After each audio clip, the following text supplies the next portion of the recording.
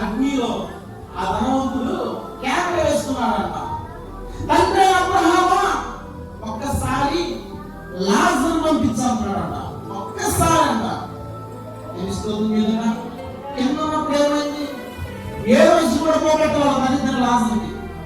తన ప్రతిరోజు వస్త్రములు మంచి నార వస్త్రములు ఉండాలంటే ఇప్పుడు తిరుగుతూ ఉన్నాడే కానీ ఏ రోజు కూడా ప్రార్థన జీవితం లేదు. ప్రార్థనకి వెళ్దామే, నాకు ఈ రోజు నేను ఈ స్థితిలో ఉన్నాను, దేవుడు ఇచ్చితే కదా ఈ అవకాశం, భార్య కానీ బిడ్డ కానీ సంపద కానీ డబ్బు కానీ అధికారం కానీ దేవుడు వల్ల కలిగింది కదా అని అనుకోకుండా తన జీవిత కాలం అంతా కూడా ఎంత పడికి చేసుకున్నాడు.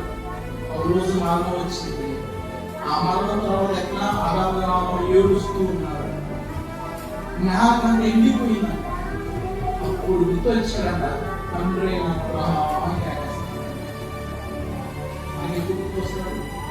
మన జీవితంలో ఎదురయ్యే సమస్యలు బట్టి, తీర్చినటువంటి సమస్యలు బట్టు, ఆర్థిక స్థితిని బట్టు అన్ని ద్వారాలు మూసుకొని పోయినప్పుడేమో ఇంక దేవుడు తిట్టాడు. అప్పుడు వస్తాం, అప్పుడు వస్తాడు. మనం చక్కబెట్టుకోవాలి. దేవుడు ఆయుష్ ఇచ్చినప్పుడు మనం బ్రతికున్నప్పుడే అన్ని సక్రంగా మనకి అన్ని అవయవాలు పని చేసుకుని అప్పుడే మన రక్షణ పొందుకోవాలి. అప్పుడే దేవుడు చూడాలి. గమనించినప్పుడు ఏమైనా దూరం ప్రాంతానికి వెళ్ళాలి.